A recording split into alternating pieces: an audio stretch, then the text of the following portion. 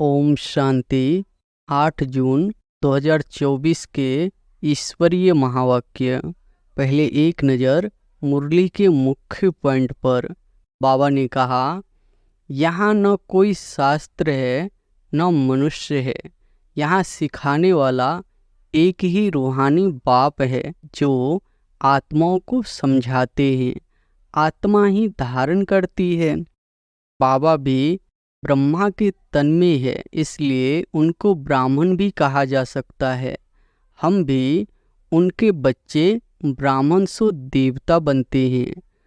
तुम्हें ऐसे कभी किसी को नहीं कहना है कि हम ट्रांस में जाते हैं, क्योंकि आजकल विलायत आदि में जहाँ तहाँ ढेर के ढेर ट्रांस में जाते हैं। ट्रांस में न तो याद की यात्रा है न ज्ञान है। ध्यान अथवा ट्रांस वाला कभी कुछ भी ज्ञान नहीं सुनेगा, न कोई पाप भस्म होंगे। सन्यासियों आदि को ज्ञान तब मिलता है जबकि विनाश का समय होता है।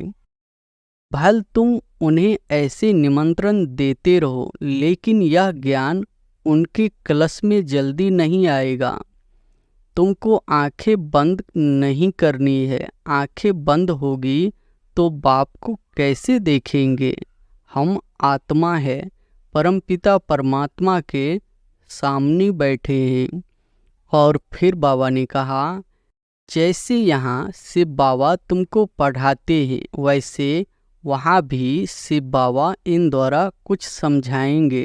सूक्ष्म वतन में क्या होता है यह सिर्फ जानना होता है।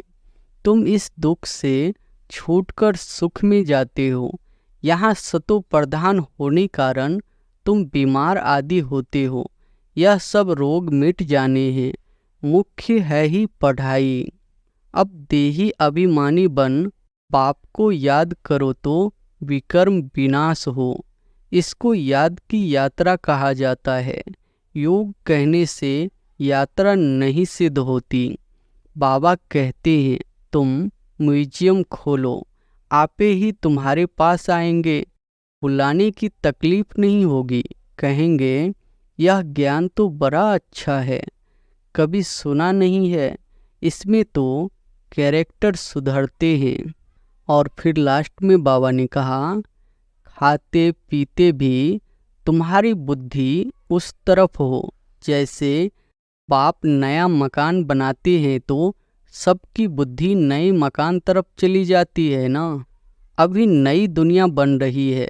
बेहद का बाप बेहद का घर बना रहा है। अपने को आत्मा समझ बाप को याद करो। इसमें है मेहनत। बाप कहते हैं, याद की यात्रा भूलो मत। कम से कम 8 घंटा तो जरूर याद करो। शरीर निर्वाह के लिए कर्म भी करना है, नींद भी करनी है। सहज मार्ग है ना। अगर कहे नींद न करो तो यह हठयोग हो गया। तुम भोजन आदि बनाती हो तो बहुत शुद्ध भोजन याद में बैठ बनाना चाहिए। जो किसी को खिलाए तो उनका भी हृदय शुद्ध हो जाए। ऐसे बहुत थोड़े हैं जिनको ऐसा भोजन मिलता होगा। और अब सुनते हैं महावाक्यों को विस्तार से। मुरली का सार है, मीठे बच्चे, याद से विकर्म विनाश होते हैं, ट्रांस से नहीं। ट्रांस तो पाई पैसे का खेल है, इसलिए ट्रांस में जाने की आस नहीं रखो। प्रश्न है, माया के भिन्न भिन्न रूपों से बचने के लिए बाप सब बच्चों को कौन सी एक सावधानी देते हैं। उत्तर है, मीठे बच्चे, ट्रांस की आस मत रखो। ज्ञान योग में ट्रांस का कोई कनेक्शन नहीं। मुख्य है पढ़ाई। कोई ट्रांस में जाकर कहते हैं, हमारे में मम्मा आई, बाबा आया। यह सब सूक्ष्म माया के संकल्प है। इनसे बहुत सावधान रहना है। माया कई बच्चों में प्रवेश कर उल्टा कार्य करा देती है, इसलिए ट्रांस की आस नहीं रखनी है। ओम शांति। मीठे मीठे रूहानी बच्चे यह तो समझ गए हैं कि एक तरफ है भक्ति, दूसरे तरफ है ज्ञान। भक्ति तो अथाह है और सिखलाने वाले अनेक हैं। शास्त्र भी सिखाते हैं, मनुष्य भी सिखाते हैं। यहाँ न कोई शास्त्र है न मनुष्य है। यहाँ सिखाने वाला एक ही रूहानी बाप है जो आत्माओं को समझाते हैं। आत्मा ही साधारण करती है। परमपिता परमात्मा में यह सारा ज्ञान है। 84 के चक्र का उनमें नॉलेज है, इसलिए उनको भी स्वदर्शन चक्रधारी कह सकते हैं। हम बच्चों को भी वह स्वदर्शन चक्रधारी बना रहे हैं। बाबा भी ब्रह्मा के तन में है, इसलिए उनको ब्राह्मण भी कहा जा सकता है। हम भी उनके बच्चे ब्राह्मण सो देवता बनते हैं। अब बाप बैठ याद की यात्रा सिखलाते हैं। इसमें हठयोग आदि की कोई बात नहीं। वह लोग हठयोग से ट्रांस आदि में जाते हैं। यह कोई बड़ाई नहीं है। ट्रांस की बड़ाई कुछ भी नहीं है। ट्रांस तो एक पाई पैसे का खेल है। तुम्हें ऐसे कभी किसी को याद नहीं कहना है कि हम ट्रांस में जाते हैं, क्योंकि आजकल विलायत आदि में जहाँ तहाँ ढेर के ढेर ट्रांस में जाते हैं। ट्रांस में जाने से न उनको कोई फायदा है न तुमको कोई फायदा है। बाबा ने समझ दी है, ट्रांस में न तो याद की यात्रा है न ज्ञान है। ध्यान अथवा ट्रांस वाला कभी कुछ भी ज्ञान नहीं सुनेगा, न कोई पाप भस्म होंगे। ट्रांस का महत्व कुछ भी नहीं है। बच्चे योग लगाते हैं, उनको कोई ट्रांस नहीं कहा जाता है। याद से विकर्म विनाश होंगे, ट्रांस में विकर्म विनाश नहीं होंगे। बाबा सावधान करते हैं कि बच्चे ट्रांस का शौक मत रखो। तुम जानते हो इन सन्यासियों आदि को ज्ञान तब मिलता है जबकि विनाश का समय होता है। भल तुम उन्हें ऐसे निमंत्रण देते रहो, लेकिन यह ज्ञान उनके कलश में जल्दी नहीं आएगा। जब विनाश सामने देखेंगे तब आएंगे, समझेंगे अब तो मौत आया कि आया। जब नज़दीक देखेंगे तब मानेंगे उन्हों का पाठ ही अंत में है। तुम कहते हो अब विनाश आया कि आया, मौत आना है। वह समझते हैं इन्हों के यह कपोरे हैं। तुम्हारा झाड़ धीरे धीरे बढ़ता है। सन्यासियों को सिर्फ कहना है कि बाप को याद करो। यह भी बाप ने समझाया है कि तुमको आंखें बंद नहीं करनी है। आंखें बंद होगी तो बाप को कैसे देखेंगे। हम आत्मा है, परमपिता परमात्मा के सामने बैठे हैं। वह देखने में नहीं आता है, लेकिन यह ज्ञान बुद्धि में है। तुम बच्चे समझते हो परमपिता परमात्मा हमको पढ़ा रहे हैं। इस शरीर के आधार से ध्यान आदि की कोई बात ही नहीं। ध्यान में जाना कोई बड़ी बात नहीं है। यह भोग आदि की ड्रामा में सब नोंद है। सर्वेंट बन भोग लगाकर आते हो। जैसे सर्वेंट लोग बड़े आदमी को खिलाते हैं, तुम भी सर्वेंट हो। देवताओं को भोग लगाने जाते हो, वह है फरिश्ते। वहाँ मम्मा बाबा को देखते हैं। वह संपूर्ण मूर्ति भी एम ऑब्जेक्ट है। उनको ऐसा फरिश्ता किसने बनाया। बाकी ध्यान में जाना तो कोई बड़ी बात नहीं है। जैसे यहाँ शिव बाबा तुमको पढ़ाते हैं, वैसे वहाँ भी शिव बाबा इन द्वारा कुछ समझाएंगे। सूक्ष्म वतन में क्या होता है यह सिर्फ जानना होता है, बाकी ट्रांस आदि को कुछ भी महत्व नहीं देना है। कोई को ट्रांस दिखाना यह भी बचपन है। बाबा सबको सावधान करते हैं, ट्रांस में मत जाओ, इसमें भी कई बार माया प्रवेश हो जाती है। यह पढ़ाई है, कलप कलप बाप आकर तुमको पढ़ाते हैं। अभी है संगम युग, तुमको ट्रांसफ़र होना है। ड्रामा के प्लान अनुसार तुम पाठ बजा रहे हो, पाठ की महिमा है ना। बाप आकर पढ़ाते हैं ड्रामा अनुसार। तुमको बाप से एक बार पढ़कर मनुष्य से देवता जरूर बनना है। इसमें बच्चों को तो खुशी होती है, हम बाप को भी और रचना के आदि मध्य अंत को भी जान गए हैं। बाप की शिक्षा पाकर बहुत हर्षित होना चाहिए। तुम पढ़ते ही हो नई दुनिया के लिए, वहाँ है ही देवताओं का राज, तो जरूर पुरुषोत्तम संगम युग पर पढ़ना होता है। तुम इस दुख से छूटकर सुख में जाते हो। यहाँ तमो प्रधान होने कारण तुम बीमार आदि होते हो। यह सब रोग मिट जाने हैं। मुख्य है ही पढ़ाई, इनमें ट्रांस आदि का कनेक्शन नहीं है। यह बड़ी बात नहीं। बहुत जगह ऐसे ध्यान में चले जाते हैं, फिर कहते मम्मा आई, बाबा आया। बाप कहते हैं यह कुछ भी नहीं है। बाप तो एक ही बात समझाते हैं, तुम जो आधा कल्प देह अभिमानी बन पड़े हो, अब देही अभिमानी बन बाप को याद करो तो विकर्म विनाश हो। इसको याद की यात्रा कहा जाता है।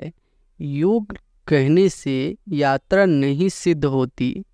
तुम आत्माओं को यहाँ से जाना है, तमो प्रधान से सतो प्रधान बनना है। तुम अभी यात्रा कर रहे हो। उन्हों का जो योग है उसमें यात्रा की बात नहीं। हठ योगी तो ढेर है, वह है हठ योग। यह है बाप को याद करना। बाप कहते हैं मीठे मीठे बच्चों, अपने को आत्मा समझो। ऐसे और कोई कभी नहीं समझाएंगे। यह तो है पढ़ाई। बाप का बच्चा बना, फिर बाप से पढ़ना और पढ़ाना है। बाबा कहते हैं तुम म्यूजियम खोलो, आपे ही तुम्हारे पास आएंगे।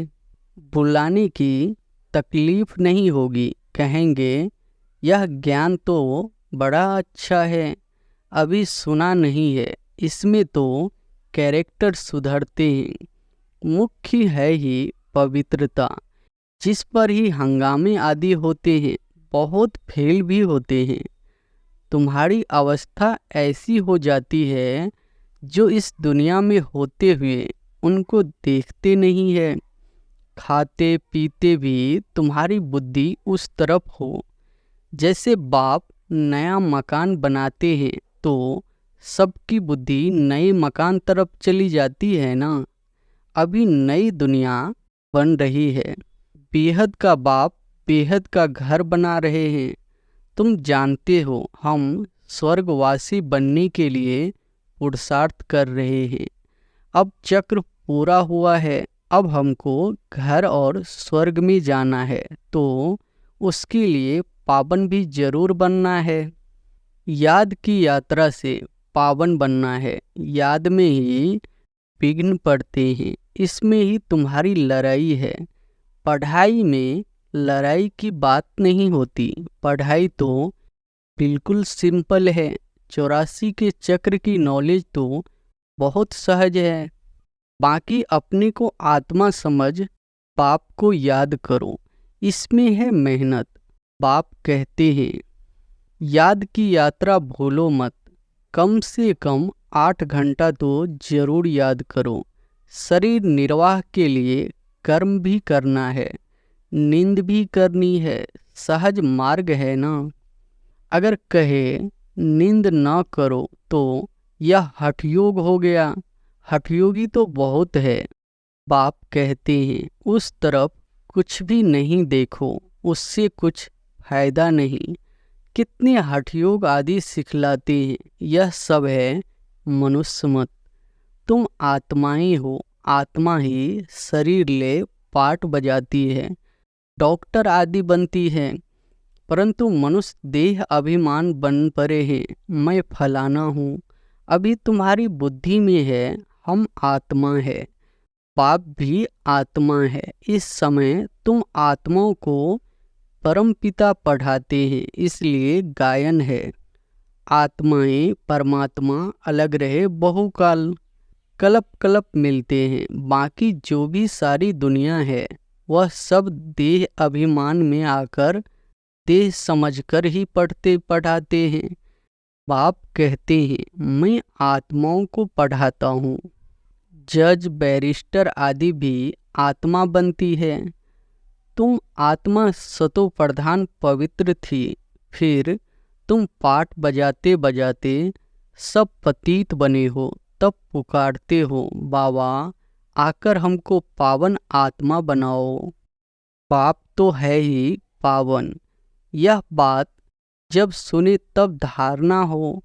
तुम बच्चों को धारणा होती है तो तुम देवता बनते हो और कोई की बुद्धि में बैठेगा नहीं, क्योंकि यह है नई बात, यह है ज्ञान, वह है भक्ति।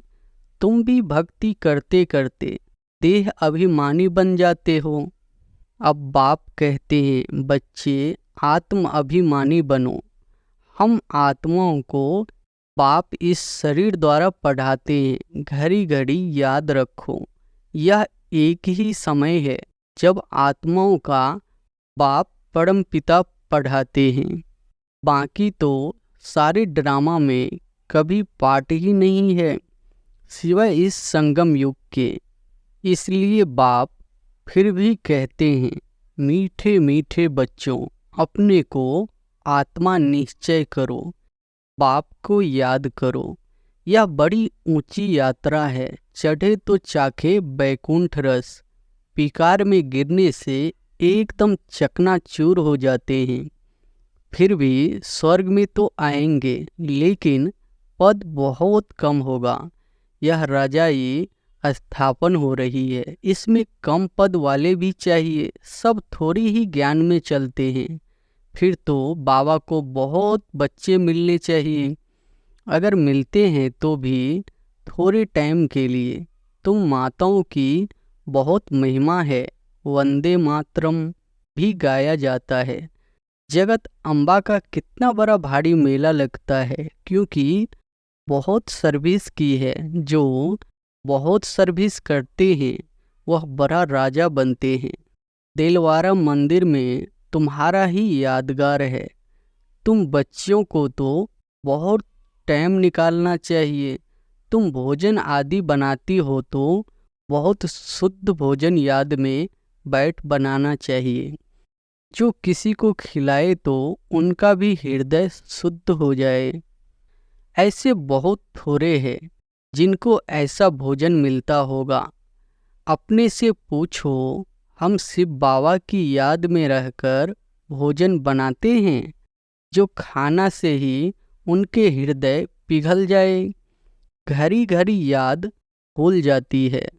बाबा कहते हैं भूलना भी ड्रामा में नोंद है, क्योंकि तुम 16 कला तो अभी बने नहीं हो, संपूर्ण बनना जरूर है।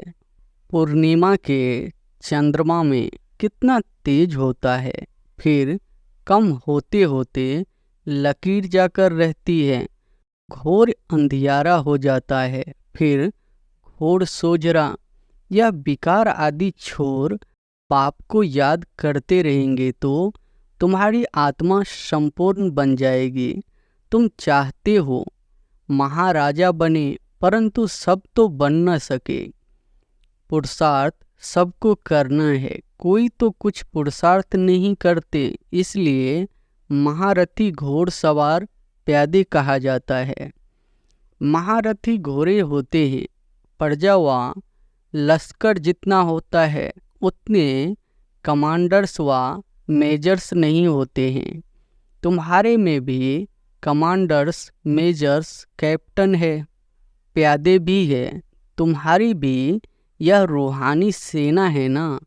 सारा मदार है याद की यात्रा पर, उनसे ही बल मिलेगा। तुम हो गुप्त वॉरियर्स।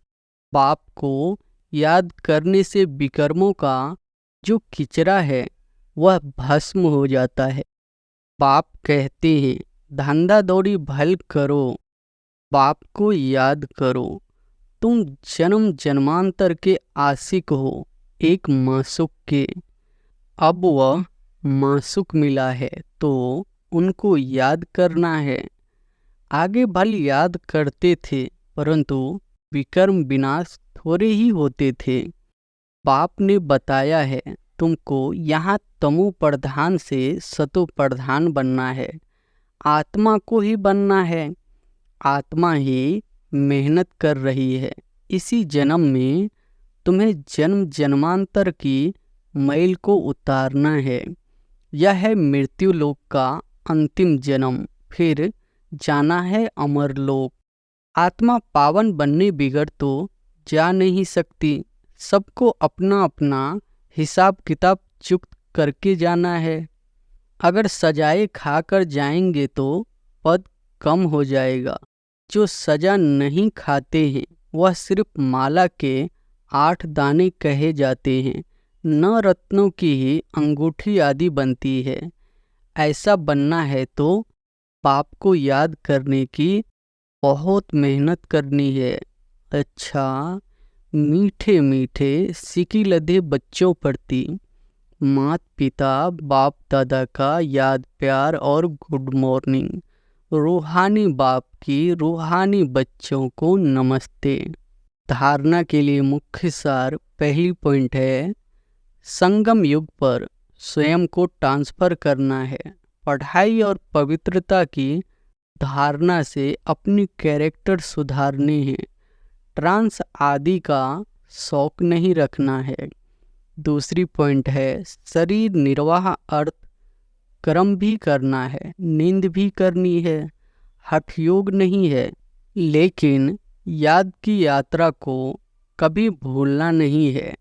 योग युक्त होकर ऐसा शुद्ध भोजन बनाओ और खिलाओ जो खाने वाले का हृदय शुद्ध हो जाए। वरदान है अपनी सूक्ष्म शक्तियों पर विजय बनने वाले राज ऋषि स्वराज्य अधिकारी आत्मा भव। अपनी सूक्ष्म शक्तियों पर विजय बनाने वाले राज ऋषि स्वराज्य अधिकारी आत्मा भव। कर्मेंद्रिय जीत बनना तो सहज है, लेकिन मन बुद्धि संस्कार इन सूक्ष्म शक्तियों पर विजय बनना यह सूक्ष्म अभ्यास है। जिस समय जो संकल्प जो संस्कार इमर्ज करने चाहे वही संकल्प वही संस्कार सहज अपना सके, इसको कहते हैं सूक्ष्म शक्तियों पर विजय अर्थात राज ऋषि स्थिति। अगर संकल्प शक्ति को ऑर्डर करो कि अभी अभी एकाग्र चित्त हो जाओ तो राजा का ऑर्डर उसी घड़ी उसी प्रकार से मानना, यही है राज्य अधिकारी की निशानी। इसी अभ्यास से अंतिम पेपर में पास होंगे। स्लोगन है सेवाओं से जो दुआएं मिलती है यही सबसे बड़े से बड़ी देन है। अच्छा, ओम शांति।